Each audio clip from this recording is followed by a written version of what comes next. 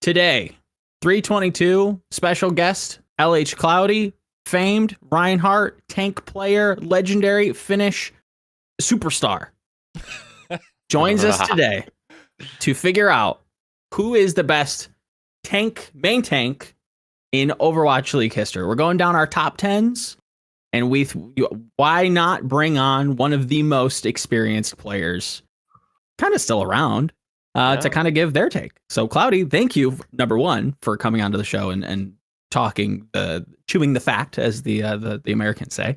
And yeah, thanks for coming on. Yeah, I mean, thank you for inviting me to this very established room of gentlemen and ranking the tanks. It'd be very fun. How good do you feel about your list?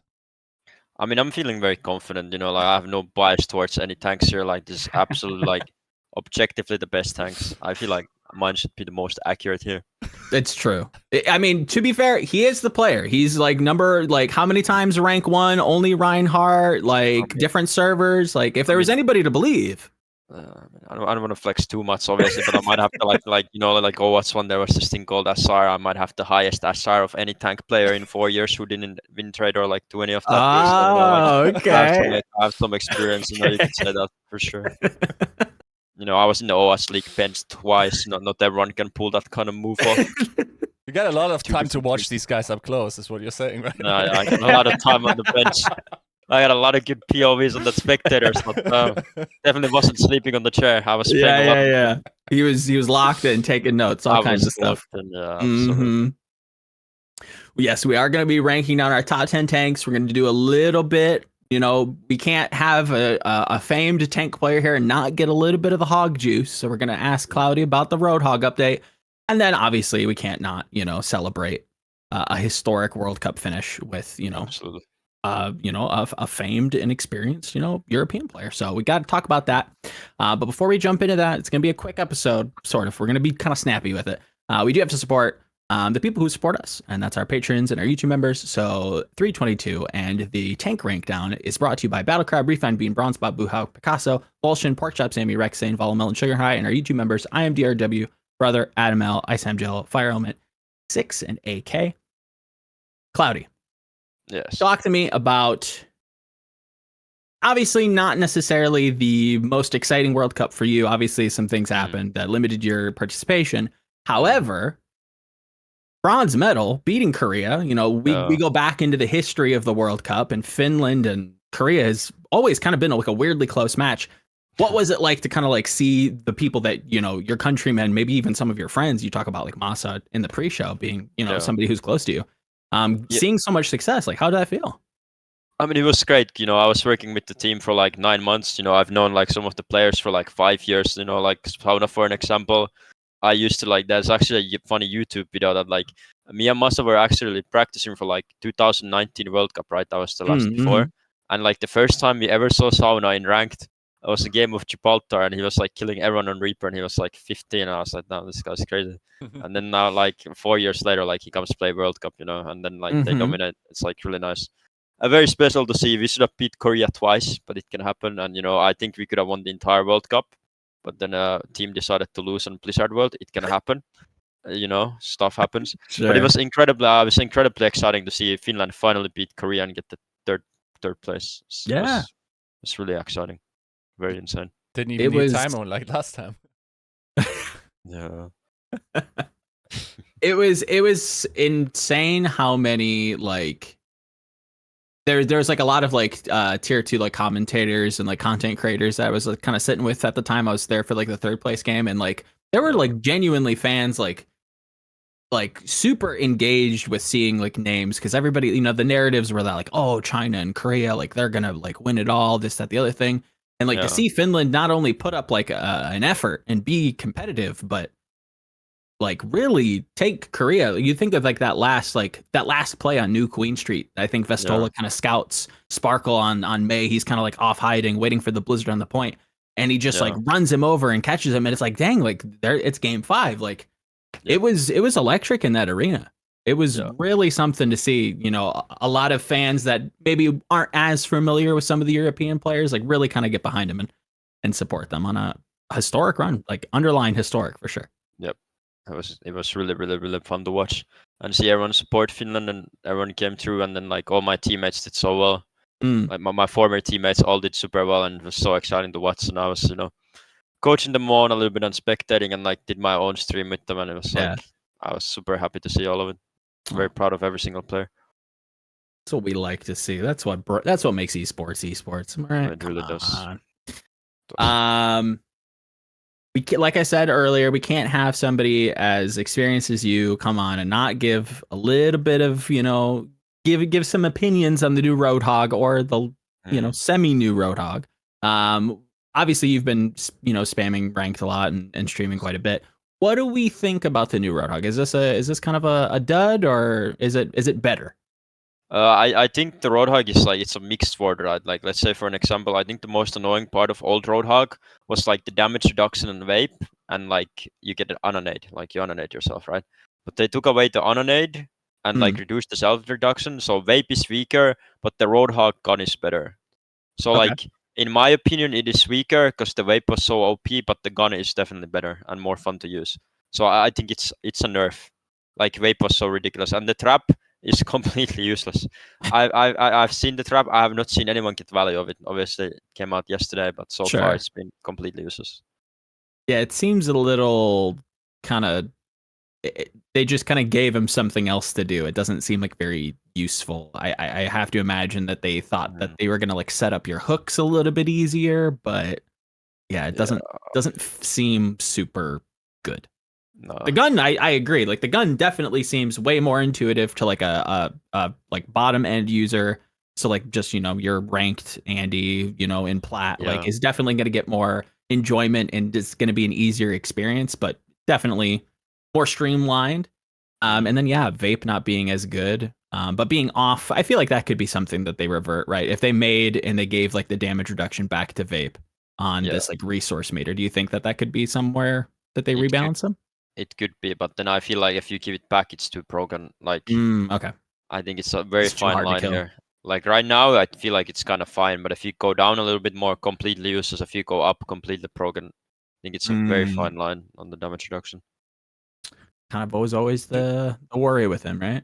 Do you think this is actually in a design choice? It feels like it actually got worse, where the numbers have to be so fine tuned that it's more likely that he's either going to be broken or very bad, right? Yes.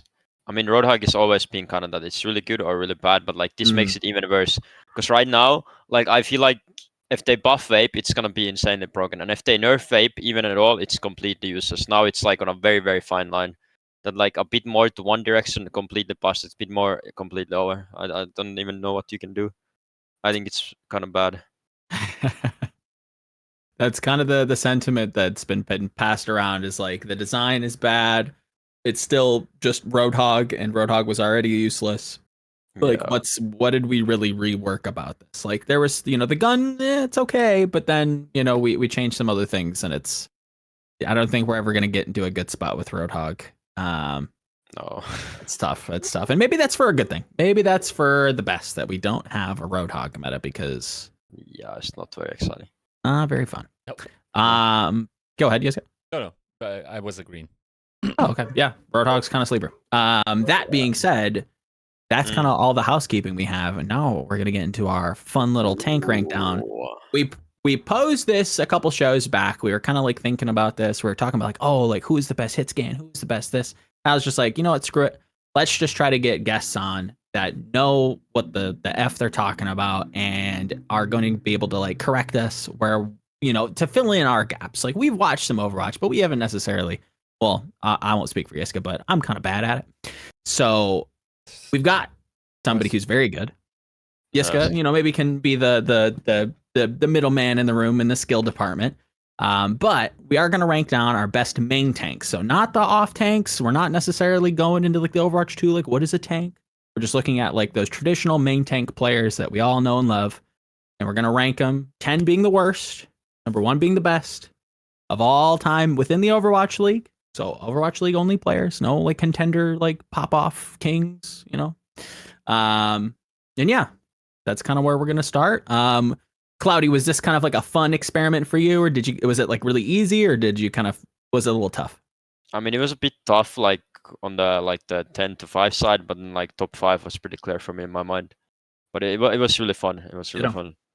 Yeah, it's always fun to kind of like think about and be like, oh, like who would I want like in that Hall of Fame discussion? Like who is like those quintessential like when I think of main tanks, I think of these players in the Overwatch League. Yeah. It's always super fun. And I agree. Like bottom 5 was like, like there's so many like names that are super close that you can maybe put in, and it's like, should you, shouldn't you? It's I think that's where all the variants are gonna come. Like it's like there's been so many like good players in the Overwatch League during the years on main tank, but then there's only very few like actually like super good like players. Yeah. Like it's like to reach like the very very very very top, it's very rare. But like there's like looking at this list, like I could like put so many on like same spot, but then there's like few for me at least that go to the top.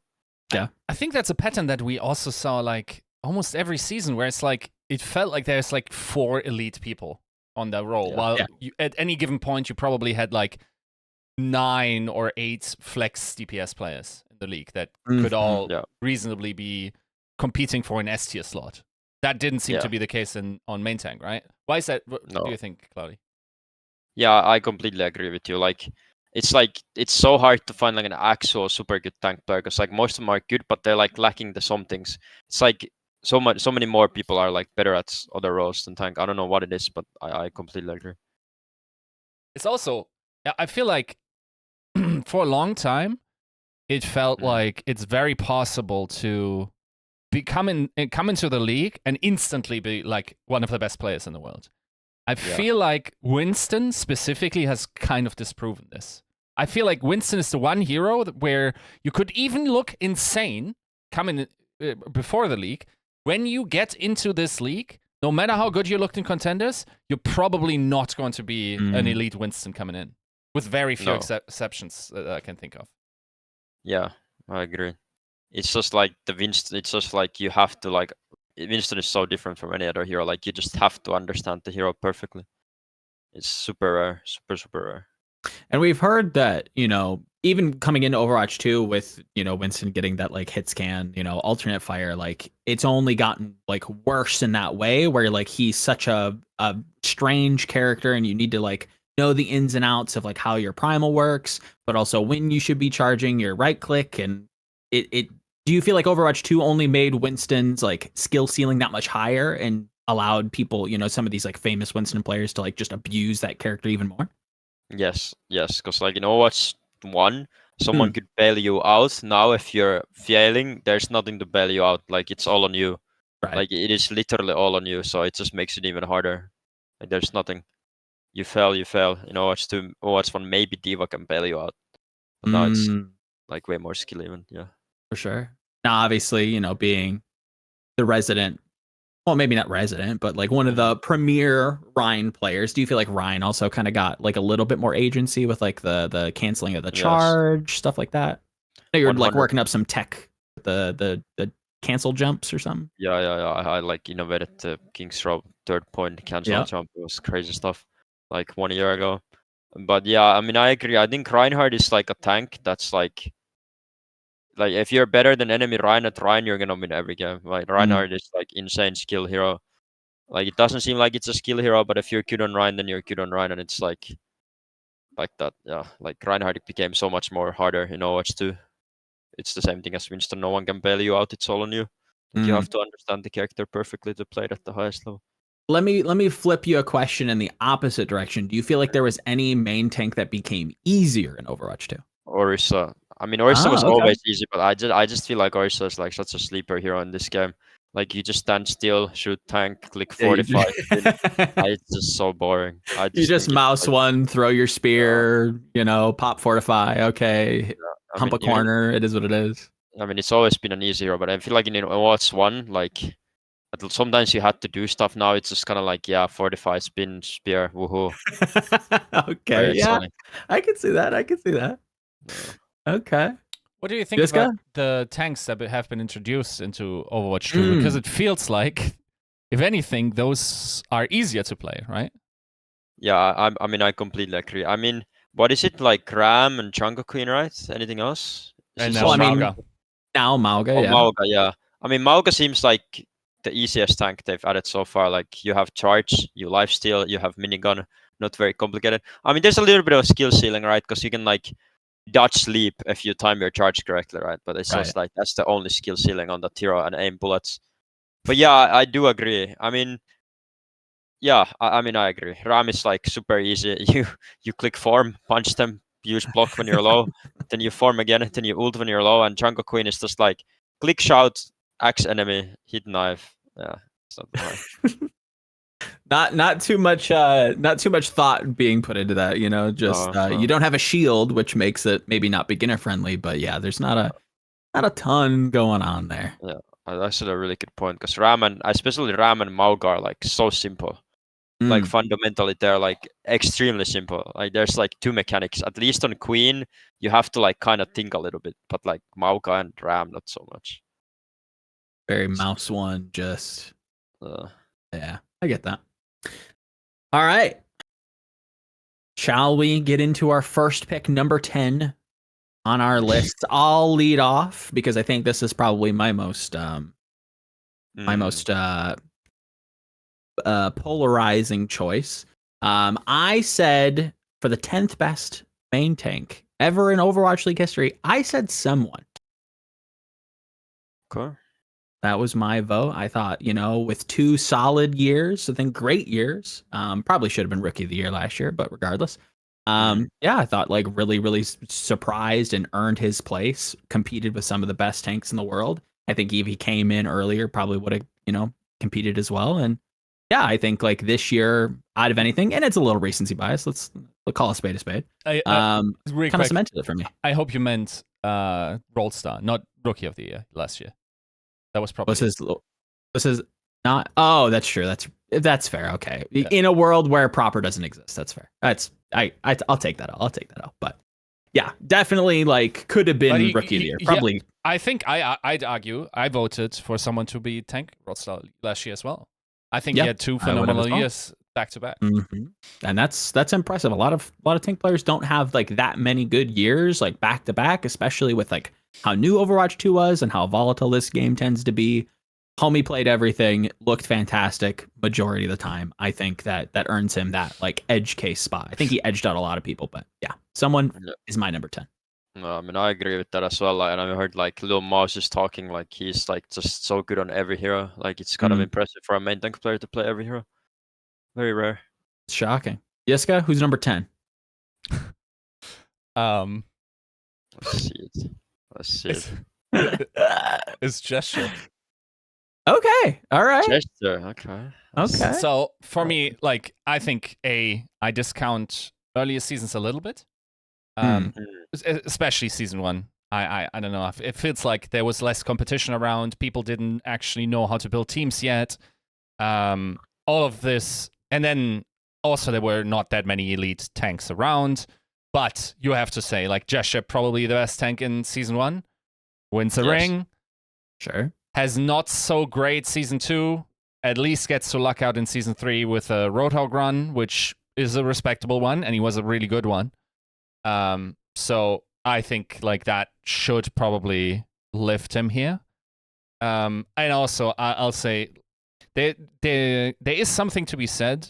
Once again, we're on Winston, where I feel like there was a mystique in season 1 around primal usage, and specifically around like attack, where you could double fist like on each swing, right? Where you could double damage. And there were like 4 players that could reliably do this every time. It was like Fissure, Gesture, Fate, and I'm missing one. I'm not sure. And Fearless. And like, if you did that, you just won team fights by yourself, right?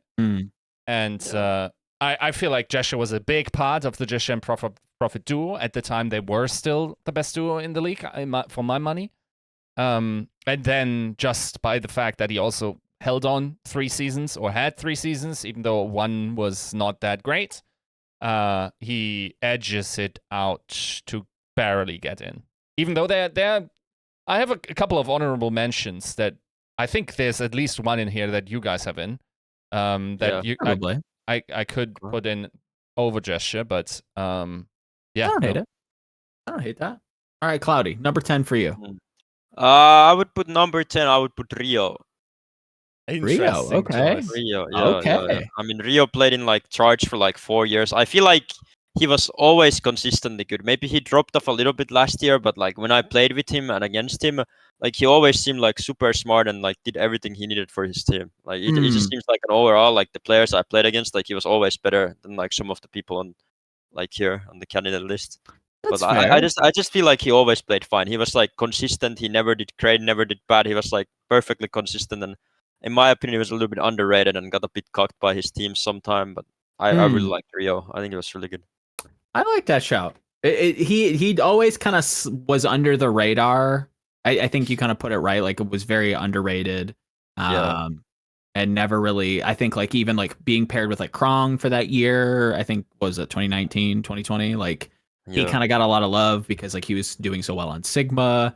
And even like you think about like Charge's debut in 20, yeah, it had to be 2019. Like them on Goats, like Rio wasn't like god awful. Like they were No. kind of competitive.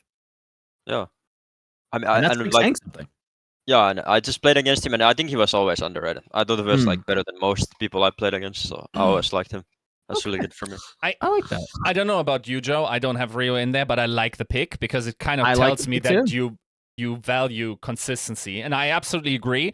This is like, unfortunately, I would say, one of the most forgettable players in the Overwatch League. But He really is. the problem is that is almost exclusively probably a problem of language barrier and not like, and we got a lot of value out of these people, but translators not focusing on that guy or him not being very vocal. But you got to say like someone that actually is never a problem over 4 years at a competitive level, that's super hard to do. Something that Gesture, by the way, didn't do. A lot of players didn't do. A lot of players can't last like 1 or 2, let alone having 4 starting years in the Overwatch League. Even sure, you want to discount some of the early years. That's we can axe one of the years. That's fine. Even then, homie still started, looked better than even some of those contenders players who was just like, are they fringe cases? I'll take the guy with the experience over the rookie that's going to come in, have to be playing on some stages, some years, and be a little shaky.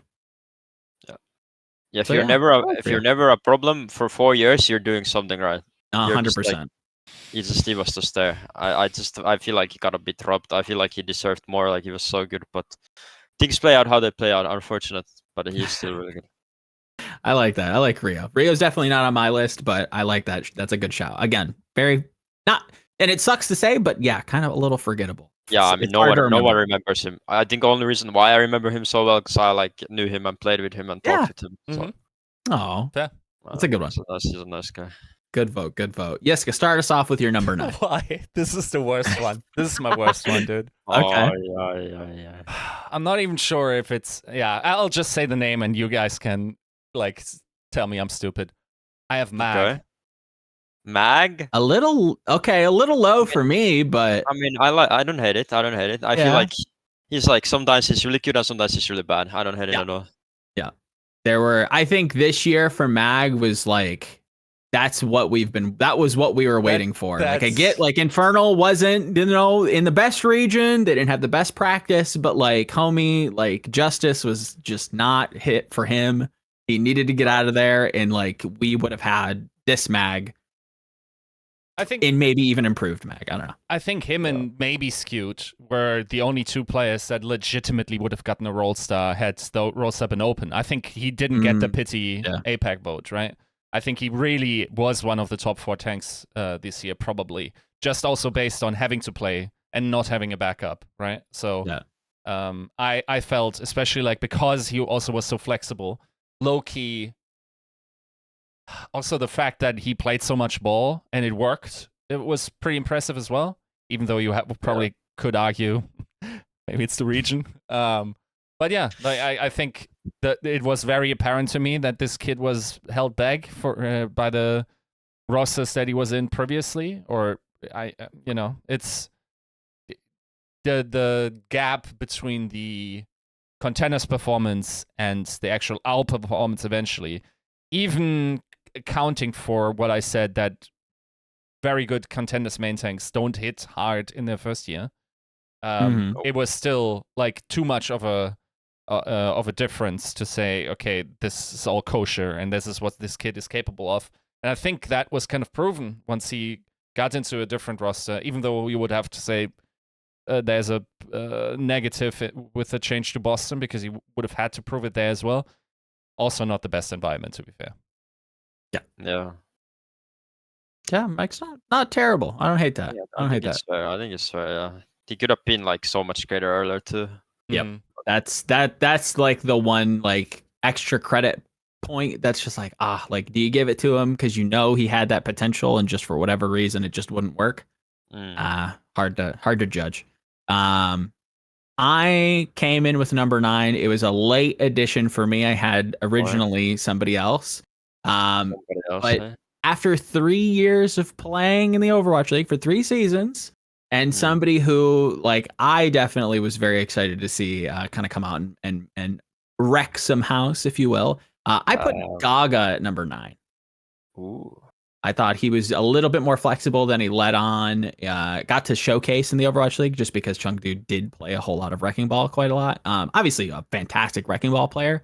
And I think that kind of limits him from like really being, and that probably limited him, with any kind of like transition in an Overwatch 2 to any degree.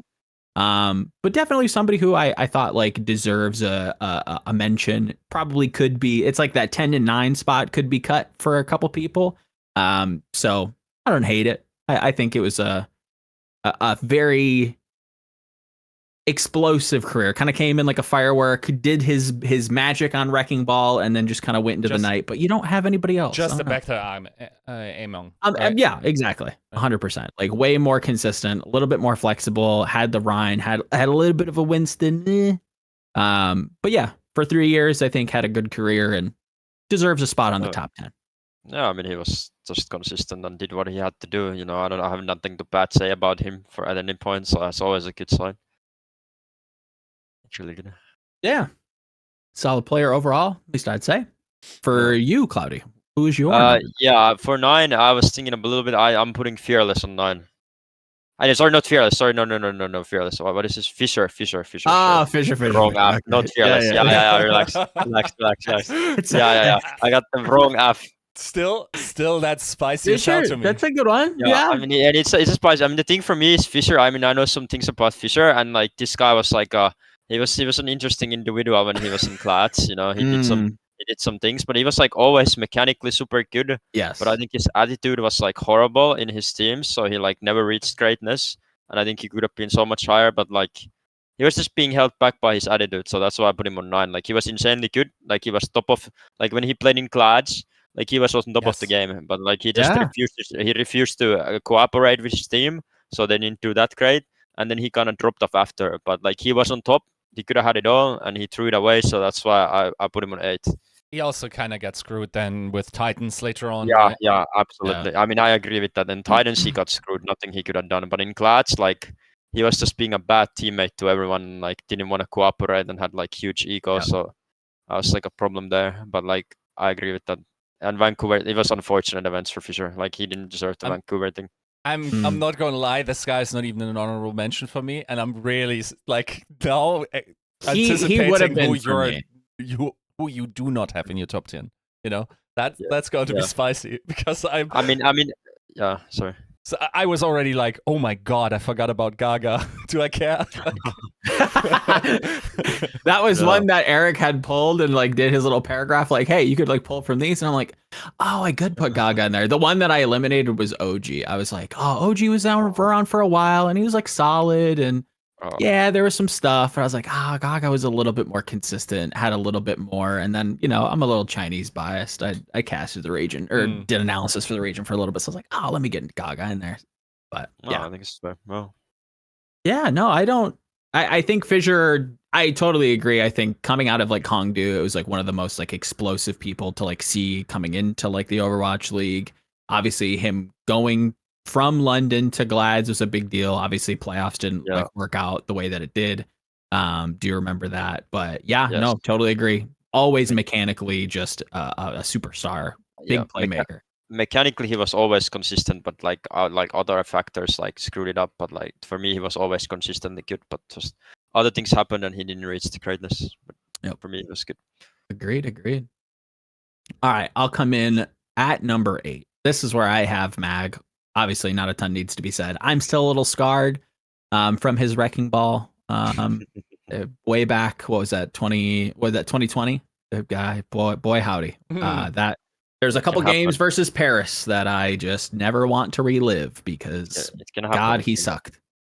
Got better. To be fair, like his wrecking ball this year, much improved, way better. I really do, and fans of the show will remember. I really think it was just that system injustice and maybe the people he was playing with. But yeah, a Mag at number 8, a fixture of the main tank position. He deserves a spot on the list. Sadly, it's got to be a little bit lower. Yeah. Yiska, you're number 8. Sado. Ooh. Yeah. Okay. Don't hate that. I like that. I like that. So Sado, I think, was almost instantly one of the better, not best. I wouldn't put him elite in season 1 just yet. Also because he had to share time with the GOAT. He also suffered a 30 game ban. Let's not forget. Yeah. Homie sat for 30 games. Yeah. And then he remained like the main tank of a team that consistently was fighting it towards the top spots, and he was not in the way for most of it. Yep. Also, like, just doing it for 3 seasons, right? Three with Philly, and then the Toronto season is a little different, but you know, it's not even he can beat the curse. I think you kind of. I was debating, like, is that a guy I think like over Mag and Gesture for sure, even though he doesn't have a ring. Sure. What you think, Cloudy? Coming in at number 8 for you. I mean, my number 8 spot is also gonna be Chester. Okay. Yeah. Chester. I mean, I just think he was always consistent. I mean, he kind of like sometimes, didn't do it all, but he had like 2 grand finals runs, and I never had anything too negative to say about him. Sometimes he did a little bit of griefing, but he was like consistent, did his part. I just like he just did it. He just got it done. That's fair. The top dog wasn't the low dog. He was just there. I mean, he was a top dog for a while, but it was like before. But consistency for me. He never dropped off too hard. No, he always like he was always gonna be okay. Obviously, like Goats was a little bit different just because I think there's like a whole teams that just could not get their bearing in Goats. Let me throw this at you because I think we're getting to the level of like I think we're gonna be sharing a lot of names, so like the conversation is gonna be a little low. But one of the things that I think we all kind of like are talking about is like the consistency factor of everybody. As a pro player, longtime player of Overwatch 2, very experienced. Who's one of like the most prominent tanks you feel like is a little overrated by the community? Who's like overrated? I feel like someone is a bit overhyped. Okay. In my opinion, he's a bit overhyped. He's like unbeatable god gamer. He's really good, but for me, he's not like a god gamer. I mean, I don't want to flex too much, but today I screamed against someone and I beat him on Ramatra in 4 maps. So like, it's like honestly, it wasn't a big deal. So it can happen. And I haven't played. I haven't screamed for 3 months. I haven't played Ramatra ever, and I beat him. So like, it is what it is. I like that. People, I think the stocks on someone are just at like the craziest they've ever been. Everybody's like, oh, he's an MVP. He's like the all-star. Pay him all the money you can. It's like, well, guys, let's not get too crazy. Like he's valuable, but like come on. I mean, I think he's extremely good, but is he like the greatest tank player of all time? Not to me, no. No, definitely not. I get that. Okay, I respect that. Is that a little heretical to you, Yiska? Do you feel like are you standing for someone? I'm just looking at my list. Do I switch? He's so stun locked on. I feel, Yiska, is it fair? Is it a fair assessment to wonder why, like, as much as you're fixating on the list, are you trying to get them right? Is that why it's so hard for you? Like you're trying to have the correct answers? Is that not the task? Am I wrong here? Are you just? I mean, it is, but like, I feel like there's a difference between like having correct answers and like your opinion. That's the same thing. Okay, there you go. See, Ooh, that's the I most like it. I like it. I like it. I don't know. I like that. the I most like the European confidence. answer I feel like you I mean, could give. you That's gotta have the confidence. You can't win without the confidence. It's true. It's Even true. if it might be delusional confidence, it's still confidence. I have the same. I have the same in me. yeah, yeah. I respect that. All right. But like, the thing is, like, if I wanted to, I'll also say this: there's a very good chance that I will come up with a much more well-researched list for my employer at some point in the near future. In your future, And I'm not going to lock everything. Yes, so to that degree, like, yeah, I'm not 100% confident in this. I took like maybe 20 minutes to make this, and I'm like, if you want to shoot me over it, like, I'm going to budge. Like, I'm not bound to it, I think. Okay. No. Okay. See, there's the confidence out the window, Cloudy. I don't know, man. I'm here to ball, and this kid's already. Doesn't mean I don't know. my list doesn't beat yours, you know. You got a bum fraud list. All right, number 7 for me. That's where I have Gesture. Surprise, you know, like you guys said, has a ring, 2 grand finals appearances.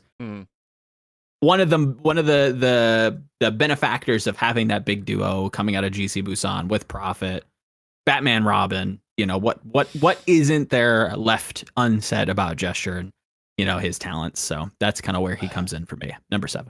Yiska, you're number 7. I'm going to not even lie. This pick, I don't like it. I don't think you guys have this, and I don't know who you fill it with, but I have Mano. Okay, yeah. Ooh, okay. I mean, that's fine. I get that. Again, somebody who a mainstay of the Overwatch League for a long time, big New York guy. Went to Philly, had a great end of his career, and how many seasons? 5 total? 4 or 5? He played like all 6. No, it's 4 or 5 somewhere there. I mean, numbers. Let's see. Eric Time numbers. There's COVID. Numbers are hard. Yeah, he left in 2020, Joe. Well, that's like what, 2018, 2019, 2020. Really? 4. Was this last one? Yeah. Okay. 4. Yeah. 4 or 5. That's all bad. Yeah. Philly's not shown, so there's one more. Oh really? Oh yeah. Why? Oh, because it's just the way that Wikipedia. Yeah, pretty much. It's Philly. Wait, click extended list of results under the. Yeah, I think it highlights for there you go. Yeah, success. Wait, not even plans is mentioned. Okay. Yeah. Okay. Can happen. Mm-hmm. Yeah. All right, Gesture for me, Mono for Yiska, Cloudy. Who's at number 7? I'm putting in OG. Okay. Yeah. I'm putting in OG because I feel like he was always like on top of the Winston game. You know, he was an interesting individual. I like him. He's my friend. I feel like there's some things he could have done better, but like he was never the problem. Anything what he did, I mean, sometimes he like lost and got tilted and stuff, but it can happen. But I think he was always super good. I don't think some people realized how good he was. Like doing him in clats and like sometimes in fuel, I think he was like the best tank in the game. I think he's a bit underrated. I think he was always super good. At least when I played against him, with him, like he knew what was up, like all the time.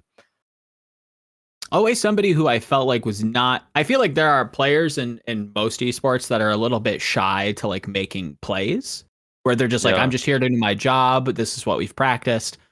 And it's something that I hear a lot, like through like League of Legends content, where like people will make plays in scrims and they'll play very loose in scrims, but when it comes to official games, that's when they get like really, you know, they get a little not scared, but they play a little like conservative, let's say.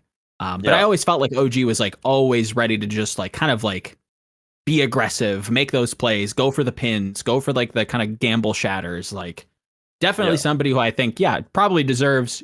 You could argue a spot on this list. I agree. Yeah. To me, OG was like a tragic figure in all teams he had from season 1 to season 3. But season 4, Florida was on him. Like he was put into the main tank position, the only one. He finally had like some resources. They came off a solid season as far as I recall, and then it just never materialized. And then eventually he just like tilted out. It seemed like, and I did the when learning to win again, like a pretty in-depth interview.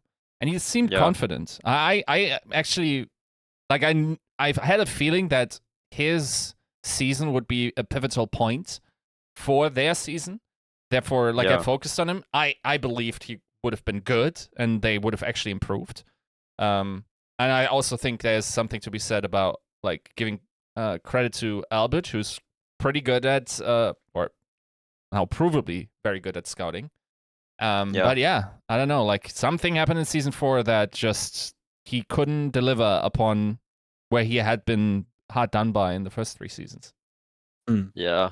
I mean, there's a lot of things that happened in season 4, and I've talked with him and stuff. But I still think he was like on top of his game. It's just some. I mean, maybe like it is about consistency. I think like if he was consistent in season 4, I would put him in even higher. Because like for me, he was so mechanically good. But yeah, stuff happened. But for me, like when I played the game, like how I have hard time playing against players, like some of the players in this list and stuff, like I had like no issue. But when I play against OG, I was like, it was always hard. It's like hard for me to play. Couldn't sleep on the job. You just like it was. Yeah, no. Like let's say I play against like from 8 to 10, like I could like play against them. Then OG, it got a bit harder. Like harder to play. I'm not going to lie, Cloudy. I'm looking at your list, and there's some names that I think probably should be on there that probably can't be on there anymore. I mean, no. Listen, I have to scoop. I have to scoop here. He's got the player scoop. I'm feeling it. I'm feeling these things. I like that you kind of comment on like the difficulty of the matchups, where because I feel like that's something that kind of was talked about in the earlier seasons of the Overwatch League, where it's just like, oh, like strikers on Tracer, like you feel his presence, you feel like, you know, a lot of like the weebs these days, like they call it like the aura, right? Like you feel proper as like aura. Like, is that something now that we're getting up on the list? Like you were like, God, I hated playing against like this player, that player. Is that kind of like where we're getting to now? I mean, there's like one guy in this list that I'm gonna say at some point, like he was the best player I've ever played against. Oh, okay. So it's like that. Okay. Like, yeah, I mean, there's like one guy. Like, there's been one guy in the history that I've struggled against, and then I did beat him in the end. But like, it was so hard. It was hard. I mean, obviously, I didn't have the Overwatch League success, but I'm just like saying overall, like when I played against him in like ranked and whatever, like you can just feel these things. You know, when you play the game enough, you can instantly feel who's a baller and who's like a fraud. Yeah, for sure. 100%. Guys for ballers. Where are we at? 6. Okay. 6 for me. That's where I have Mono again. Big legacy staple, huge name.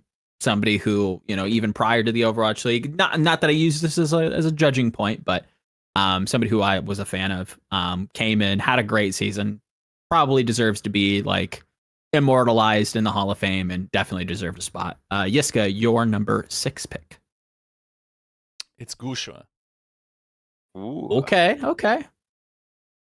So not a player that ever got a ring. True. Probably still one of the best Winstons every year he competed in the league. Remains really good on even in Overwatch 2. I think he transitioned pretty well. Of course, you could also say that he got pretty lucky with the way the meta fell. Winston is pretty goated in Overwatch 2. But yeah, I feel like this is very clearly one of the best Chinese players of all time, top 3. And yeah, I think you could probably argue even better, but like the lack of countable achievements in terms of wins probably has to be rated against him a little bit. Yeah, that's fair. Definitely, yeah. Top 3 Chinese player. You know, Shy, Leave, Gusha, probably in that order. Yeah, or in some order. Cloudy, for you, you're number 6. I have Magazine on number 6. I think he was just like always very consistent Winston. Nice. And yeah, I just like same reasons you guys said. I think he was always good, like really good. Just didn't get like everything he could have gotten, but he was always good. Yep, agreed there. Is there any way that Super is on anybody else's list? Because that's where he's at for me at number 5. Anybody else want to fess up for Super? I have Super, yeah. I have Super. I mean, you have to have Super. Like, you kind of have to, right? Yeah. There's no conversation about main tank without Super. Yeah. Like consistency and like playing well for many seasons. Yep. I mean, I think if you were like a super hater, you could say like, oh, well, he always got bailed out by Smurf and like he could only play Rhine. That's just not true. Like homie did play a good amount of Winston. The consistency, like you said, across a number of seasons, like I think there is something to be said about like those early shock rosters and like I hate to like always like big bunny ears for the audio listeners, but like the intangibles I think are felt within that. I think you go back to like the GOATS era of the shock and you listen to some of those comms, like definitely a vocal presence, somebody who's like kind of maybe not taking charge, but is like there to kind of like rally everybody. Yeah, Super definitely deserves like a top 5 spot of tanks of all time. And for me, he kind of like is that bar is the floor that you kind of have to build up to. But yeah, super consistent, always like extremely talented. I'd like to see a little bit more flexibility. And I think he probably had it, but when you have somebody as talented as Smurf playing behind you, why wouldn't you play him, you know? So yeah, I don't think that's too much of a fault of his, but you know, it is what it is. That's kind of the way that the history works. And yeah, Super takes up my number 5. Yiska, you're number 5. Okay, watch me. Here's where this is my greatest trick, Cloudy.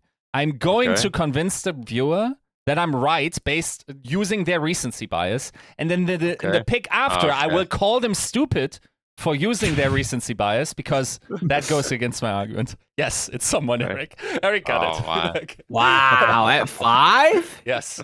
That's actually crazy. I would not expect that out of you. I think being very good at tank in Overwatch 2 is super impressive. Yes. The breadth of main tanks that he played is also impressive. Which is yes, you could count off tank. I would argue this is not part of this discussion, argument, debate. this list. Yeah. There are a couple of tanks, for instance. Where would you fit Sigma in? It's a bit of a weird one. Overwatch 2, I would put him on main tank, to be honest. Yeah. But like, yeah, it's still arguable for sure. But yeah, I don't know. Like this kid came in and basically consistently was just a top 4 player on the role. Arguably more because, as I recall, I mean MVP definitely deserved this year. And then last year, I think he should have won Roll Star. And considering that, who else was the off-tank, or semi-off-tank player that I had last year? But yeah, he was at least like a top 3 player in that role in that year as well. So I think like 2 elite performances on a breadth of tanks, and also crucially being the only tank MVP of all ever, right? Yeah. So that's why I have an up there. Also, recency bias. Ding ding ding. No. I agree that someone is insane, but I think the best part about someone is that he plays every tank, including off tanks and main tanks. Right. In like my book, he's like not the greatest on any main tank in the game, but I agree that like overall he's an insane player. But like the best part about someone is not that he's best at a hero, is that he can play every single tank in the game. Right. It's insane.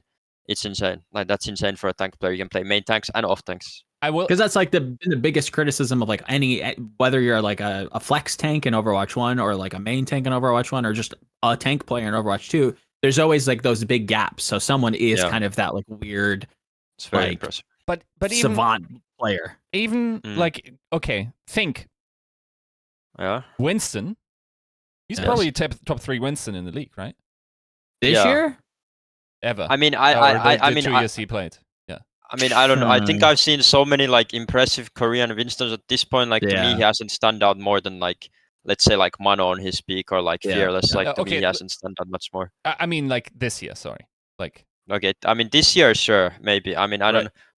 I mean, Kushua.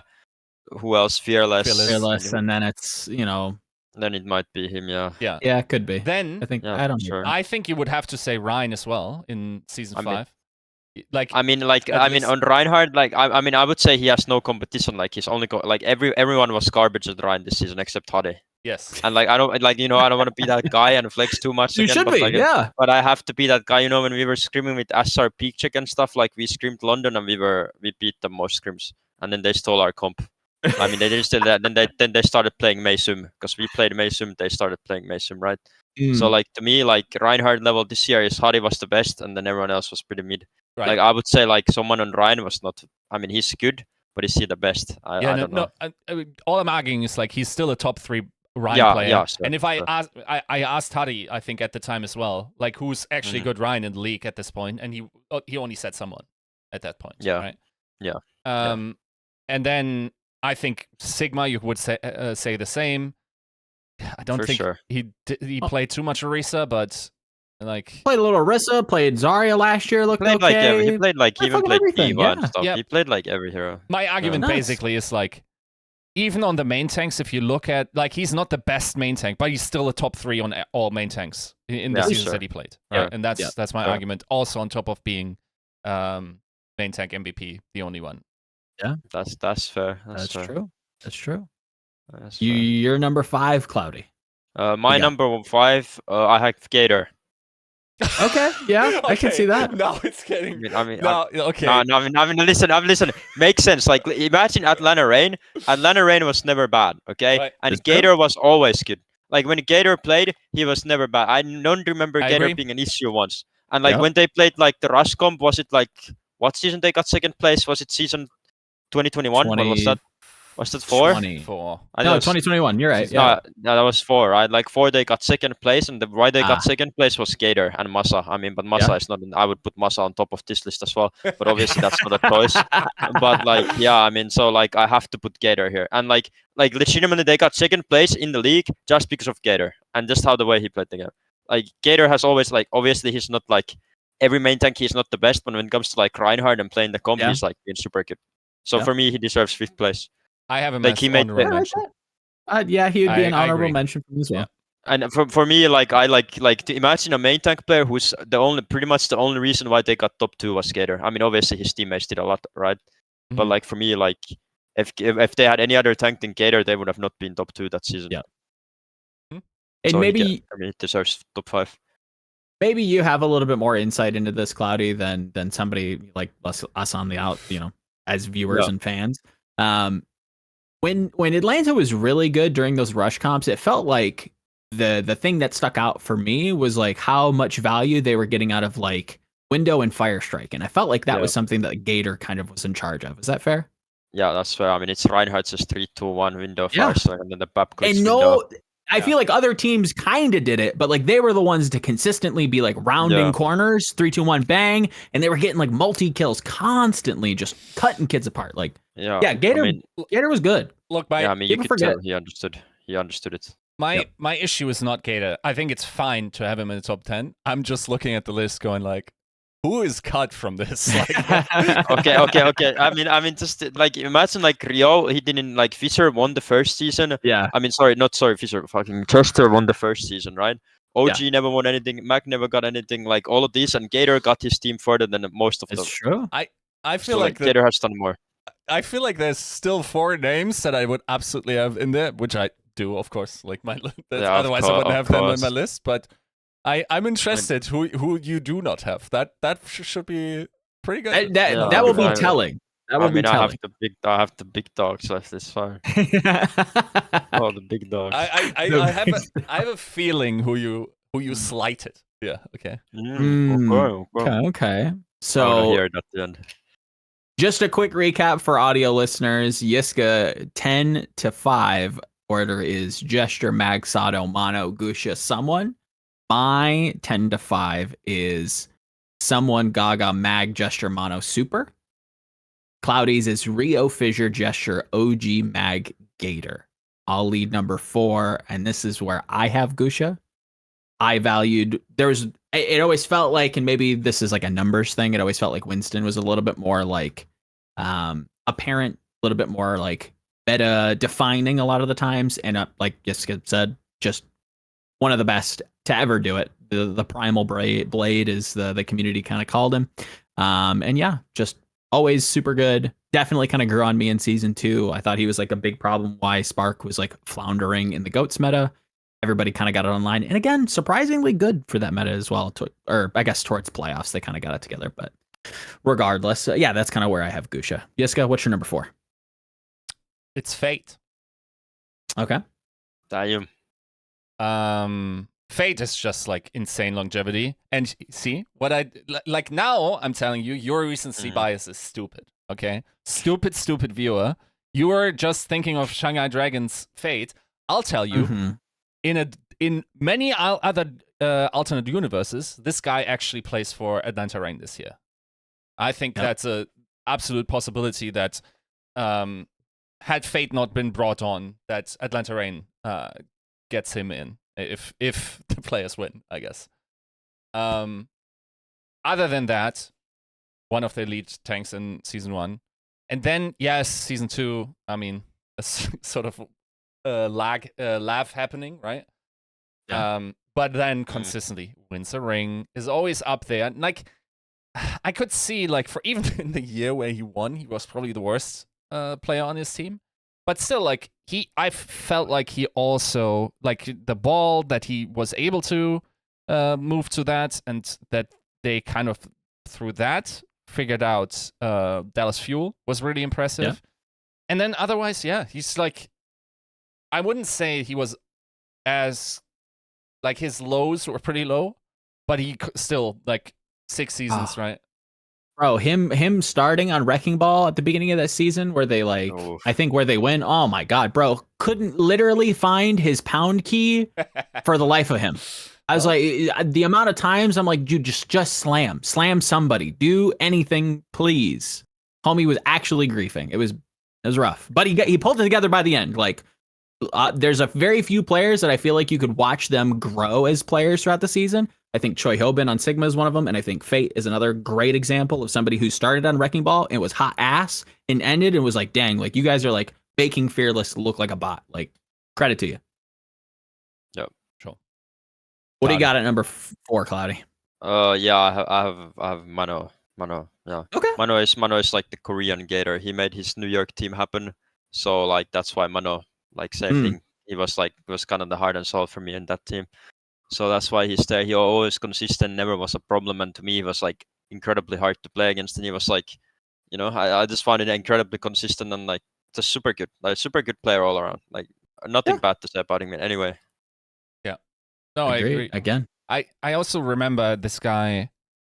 I think like it's almost fair to say that this guy had a similarly revolutionary impact on Winston way back when. Not that this matters to the discussion. As Miro did.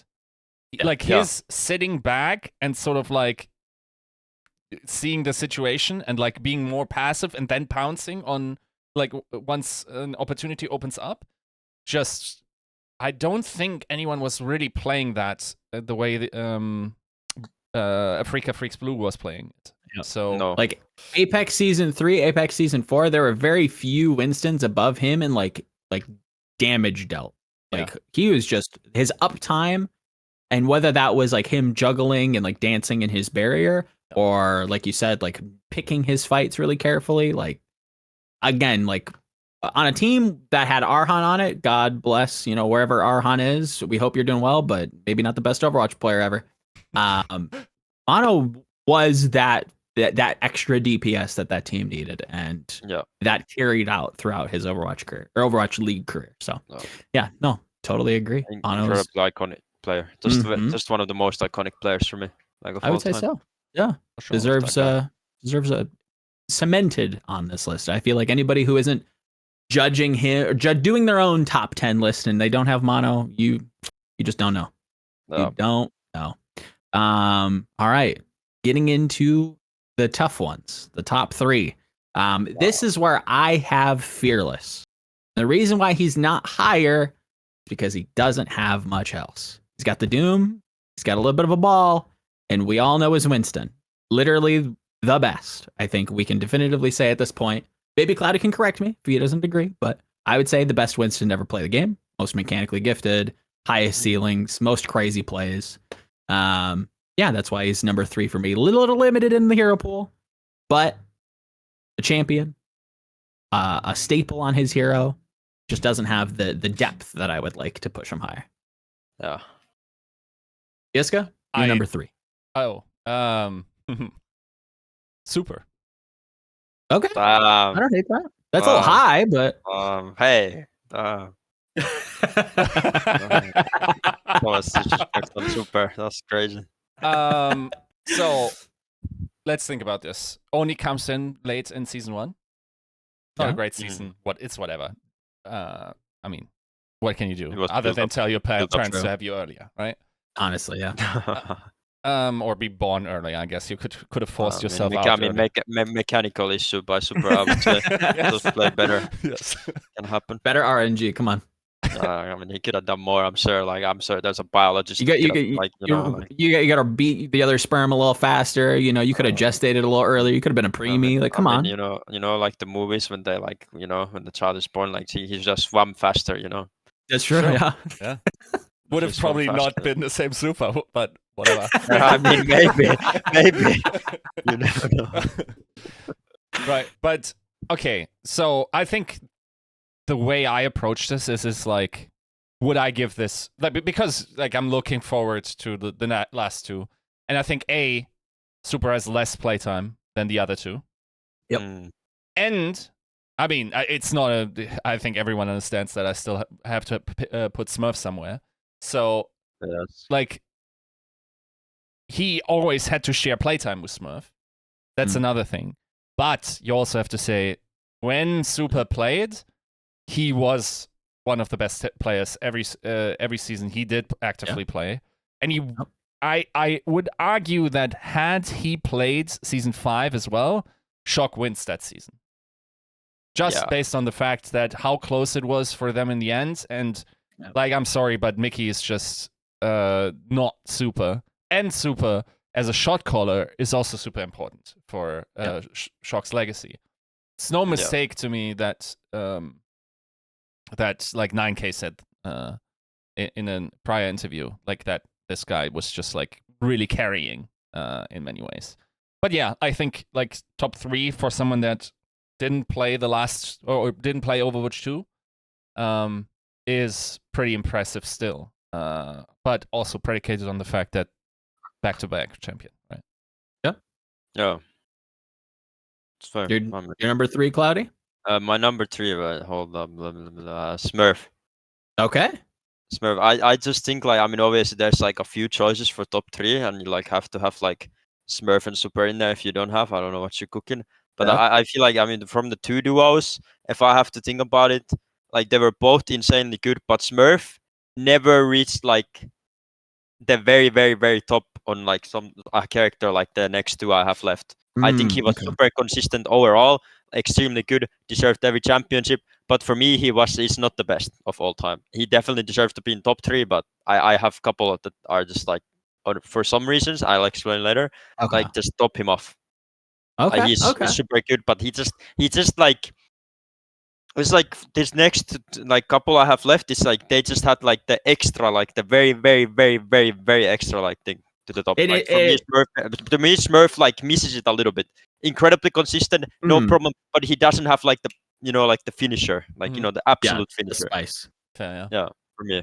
And is it fair to say that maybe this is like an edge case, mechanics thing where it's he just couldn't get there, and that's not a shame or any kind of negative to him, but no, you said, it's not negative, but let's say you put a player and you need something to happen. This is not the player I would put on number 1.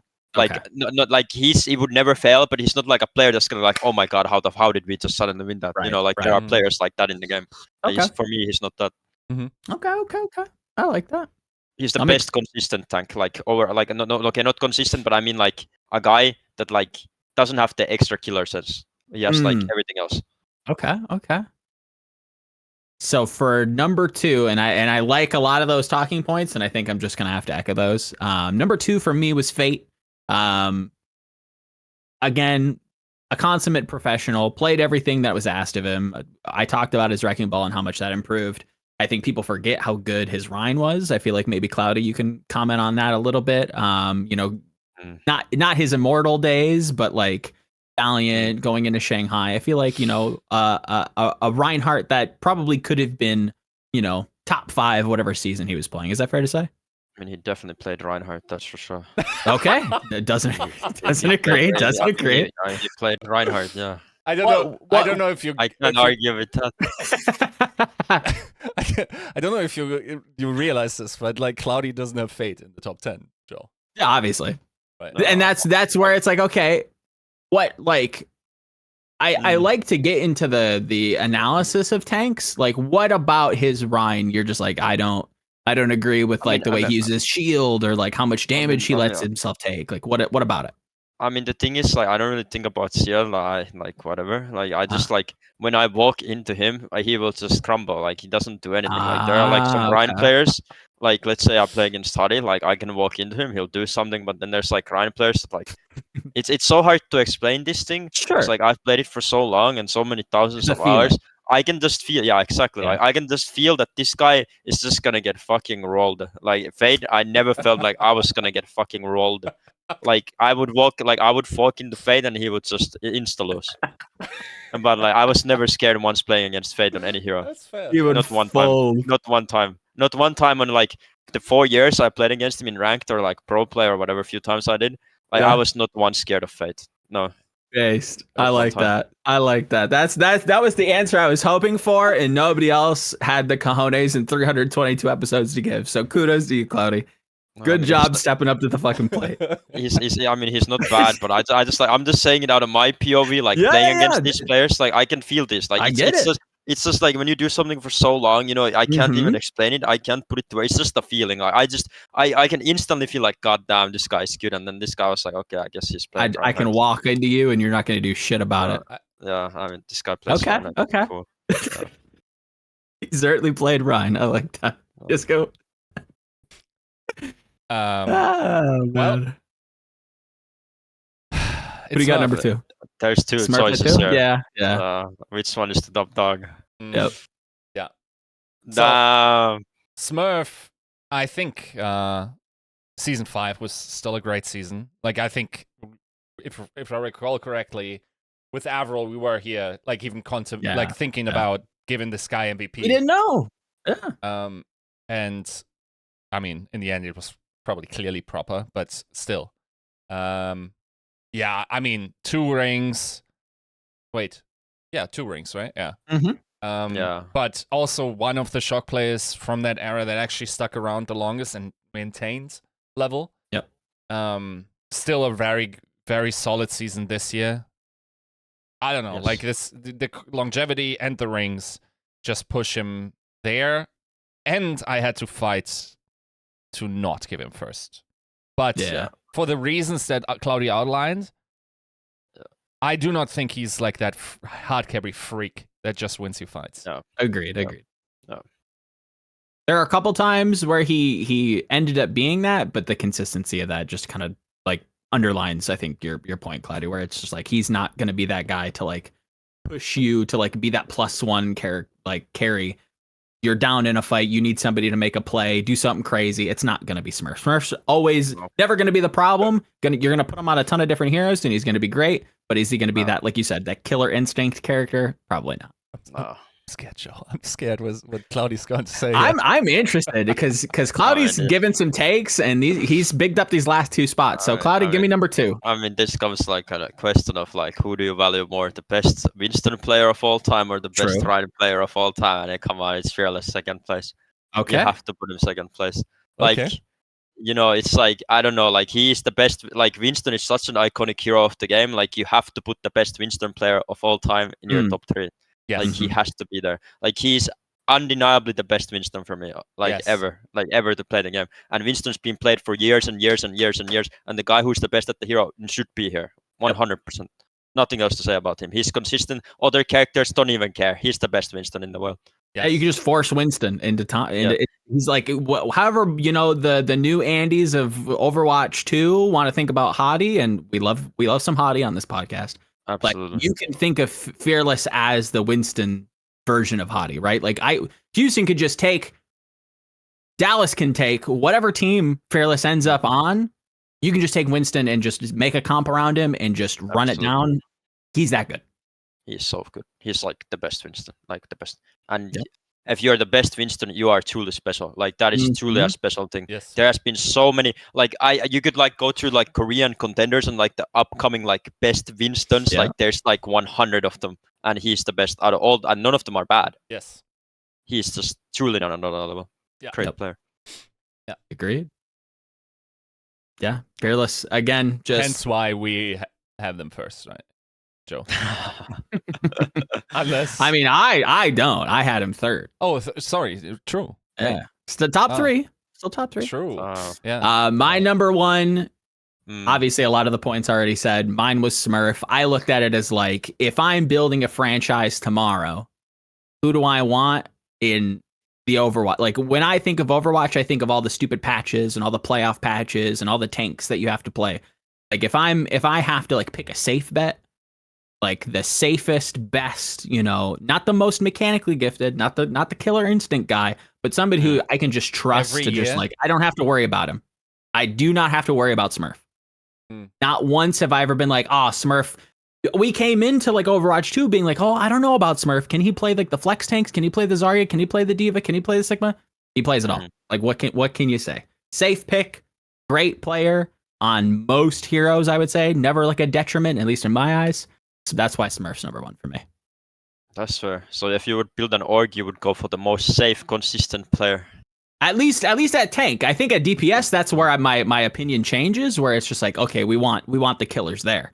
At tank, that's where I'm like, okay, I want somebody safe to facilitate those playmakers, maybe as that flex support, that kind of thing. I think the question should be every season if you were asked who is your first round draft pick tank, and then you average it out, I could see Smurf being first. But yeah. I could see it. Yeah. I could also see Fearless being first. Just because That's Winston fair. Yeah. Overwatch is just like such a staple of I don't hate high that levels at all. of play. Don't hate it. That's fair. That's fair. Yeah. And if you are actually the best and it's not close, like there is just not close in terms of who the best Winston is. No.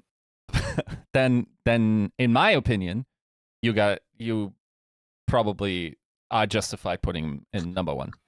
Yeah. Is that like are you soft leaking that Fearless is your number one? Yes. Yeah. That's what I'm saying. That's fair. Okay. We got those out of the way. Cloudy, bring us home. Who's the definitive best tank? I mean, there's Crazy only one man pick. for this job. I mean, it's only one man. You know the Reinhardt. Comes from the north. It's Fraggy. Woo! There it is. He teased it before the show. He called us frauds if we didn't have him. It's not Fraggy. He's number one in my heart. That's but I'm building a winning organization, so it has to be Super. Super is the best main tank of all time.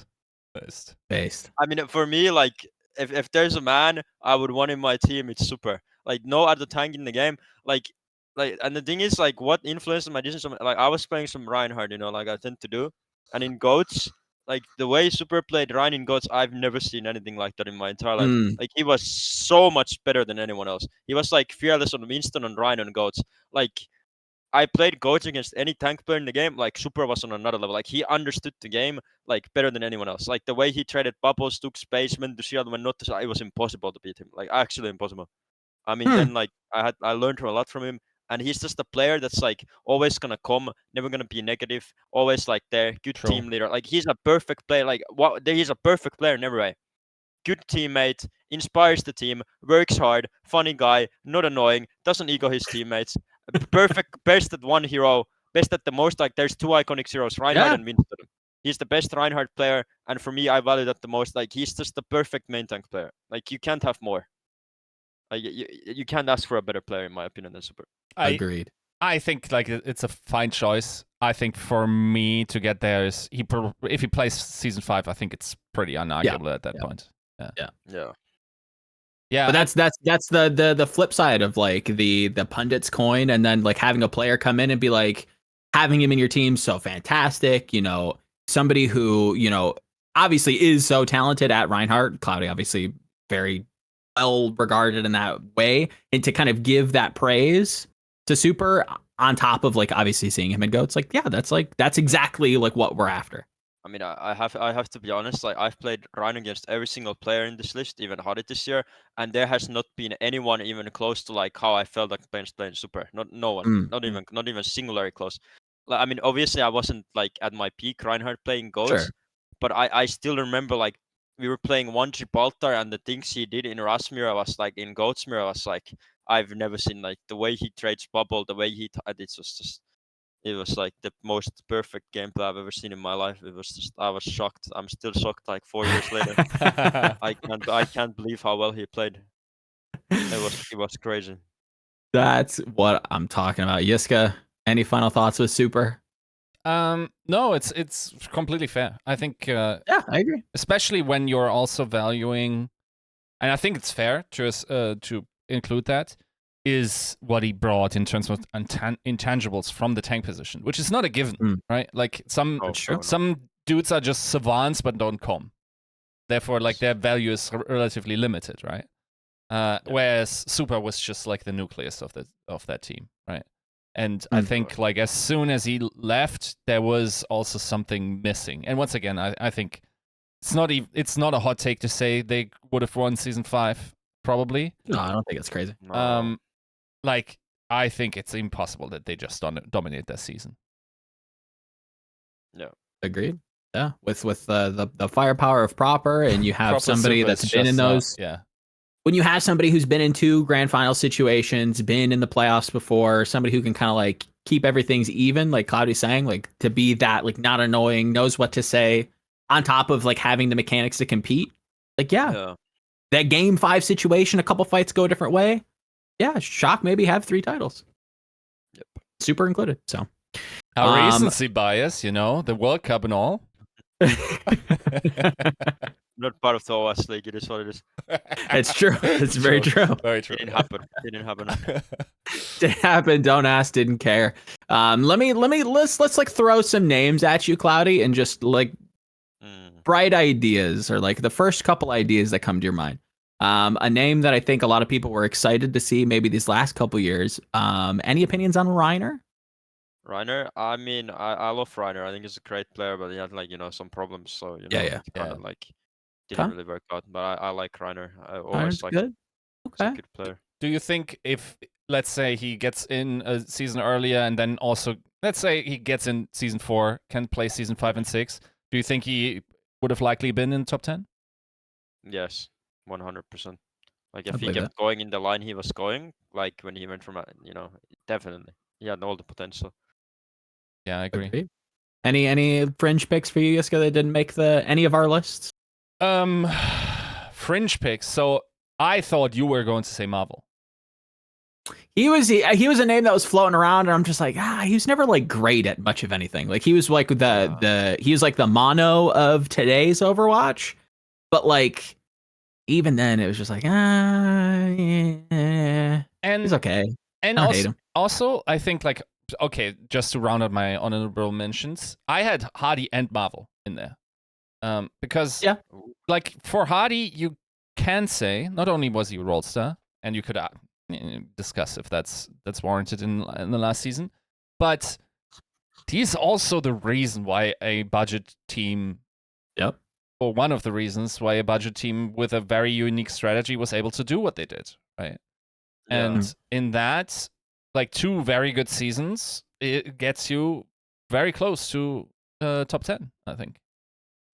Because agreed. that's another thing that I noticed is there's not too many players on the tank role that had 2 good seasons. It's true. No. Right? There's I mean, yeah, go on. Yeah, I mean, you can say, just say. Sorry? I mean, just say. Sorry. No. What are you gonna say? No, it's just I was basically done with my thought. It's like there's only like especially once you go to like 10 to 20, a lot of those guys just have 1 great season, and then they're kind of gone, like a Bumper, for instance, right? Or in my opinion, like a Fisher. I think like his season 1 was clearly the best from a performance perspective. Is there anyone else that had like 1 good season? I think like I felt a little bit bad for not including Gaga in hindsight, but yeah. It's fair. Anybody that was like an honorable, like almost made the list, Cloudy? I mean, for me, it's Fraggy and Hadi. I mean, Yeah. Fraggy, like, I mean, if this was like before Owl and then season 1 of Owl, I would put Fraggy, but this was only Owl, so I can't justify Fraggy. Because Fraggy was like, for me, he was like, you know, the best player to watch like before Overwatch League. Mhm. Sure, yeah. The list otherwise there. And then I think Hadi is insane, but like if this is a consistency list, I think the first season of London Spitfire was a disaster. True. And then like Mm. it got way better after. I agree. And so the Hadi was like close to 10 and 9. Like Hadi played incredibly well when they started playing like the good comp. But like consistency is the list, and I don't think it's very consistent overall. Like Hadi's like even London was like playing different comps. Like Yeah. they were playing like dive and like throwing and almost through their entire season until they started playing the winning comp. So Mhm. consistent I couldn't, but I think definitely justified. And then Gushue, I mean maybe in hindsight I probably could have put him between 10 and 8, to be fair. I Mhm. think that would be fair. But for me, it's just like I don't know, something was always lacking there a bit. I just didn't Okay. have the punch. But that's probably I'm the only one who thinks that probably, so it's fair. Do you? I think I that's what I think these discussions are for, is to like have those mentions. I think like adding Rio is like, Yeah. again, somebody who like didn't even remotely cross my mind, but probably should have 100%. No, it's I like the pick a lot. What do you think about guys like Callan and Muse? Not like as in like including them, but like generally as players. I think Muse was like good, but there was like something wasn't there, you know, like he had all the like he literally have every single resource in Clads and they flopped, and then he had every single resource in like Toronto and they flopped. Like something was obviously missing there on like Muse. Mm. Yeah. And then like who was the other one? Sorry, Kellen. Kellen. I think Kellen did fine, but like he's just also lacking a little bit. Like this year in New York, like he did fine, but then there was like I feel like I feel like it was a little bit better, they would have done even more. But he was like good, but it's like something is like a bit off. Like something is a bit missing. Like it's not like a perfect player at like really good at like something for me. Also, what That's what I I'm think. of course interested in is like when you watched Bumper in season 2, what did you think about the ride? He's bad. Yes. I think the thing. He's a feeder. I mean, the thing is, like, Bumper got hard carry, but it worked because Bumper was making space and they created. But like, Yeah. mechanically speaking, he's not good. But like, it worked for his team. He was like not singularly good, but like for his team, it worked fine because like that was a good play style for goats. Like one guy is an idiot, and then just everyone is an idiot, so it can work. You know, 100%. And some people just don't like hearing that. But you go back and you look at the film, homie's just mouse one all the time. He's always at like half HP. So Well, If he didn't have the teammates around him, he would have been a bot. But at the end of it all, you'd rather have a Bumper than a guy that's like not doing anything.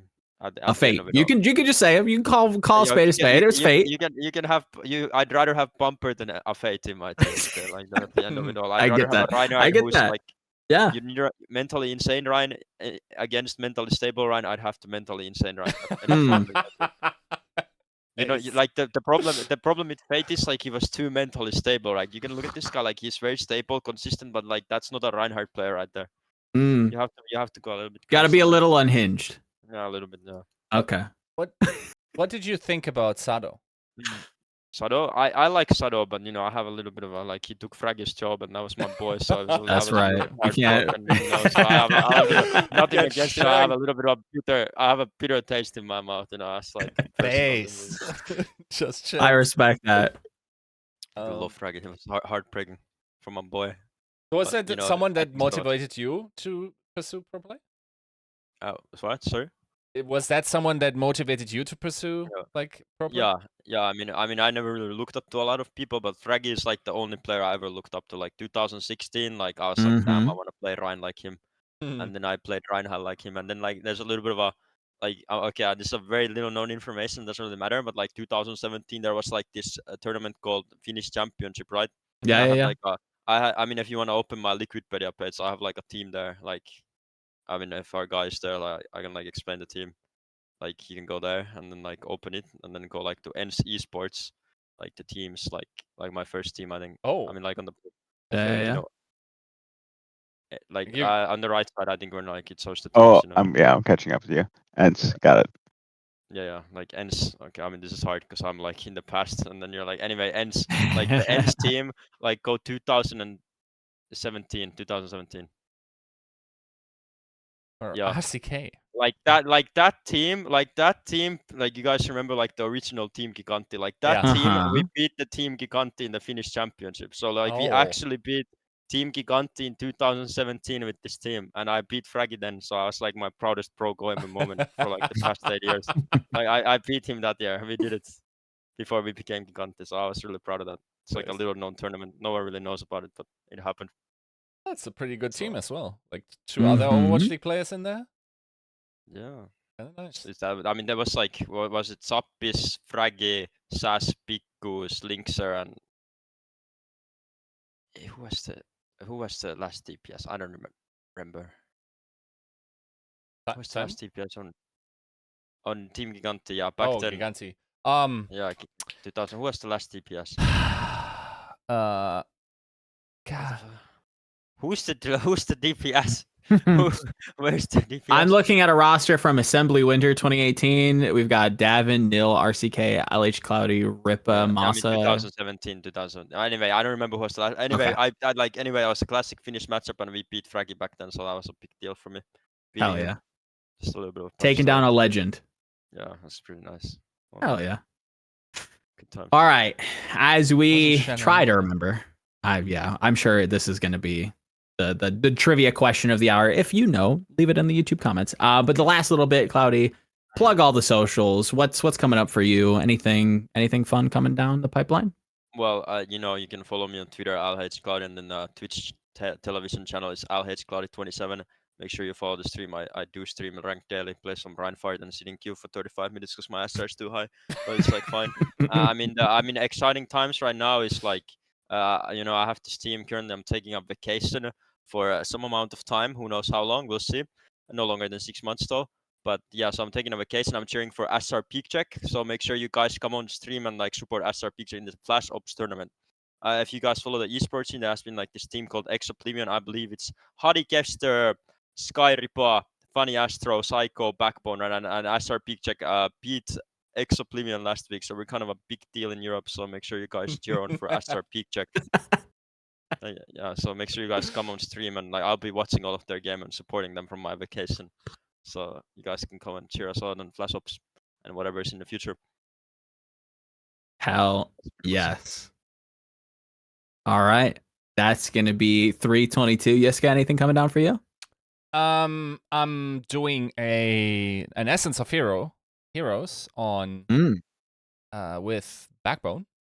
You can guess the hero. It's like a Yeah, I hope it's not Genji. It's Genji. God damn it. But yeah. Finally. And then otherwise I'll write up something about Outlaws as well. And yeah, I don't know. Like there's a couple of things in the works for sure. All righty. What All about right, you? 320. What? I don't know. I'm learning a new hobby. I'll tell you that. I'm not going to speak on it because I speak on a lot of stuff and it doesn't ever pan out. So I'm working on things. And yeah, gonna try to get in touch with some people, do some interviews. Obviously, it's a weird time in Overwatch. It's a weird time in esports. So I want to get in touch with some of the players, get their feelings, get their thoughts on where we're headed, what they would like. And yeah, we've got new heroes coming out. 2 new ones from BlizzCon. Apparently, Mauga's a little sleeper, so maybe get some free balance advice for Blizzard from some of the players. So we'll go that route. But that's it. That's 322. Thank you, Cloudy, again for coming in and talking some shit with us. And we will reconvene maybe with some DPS, maybe some support next week. We'll have to see. But until then, see you later. Take care.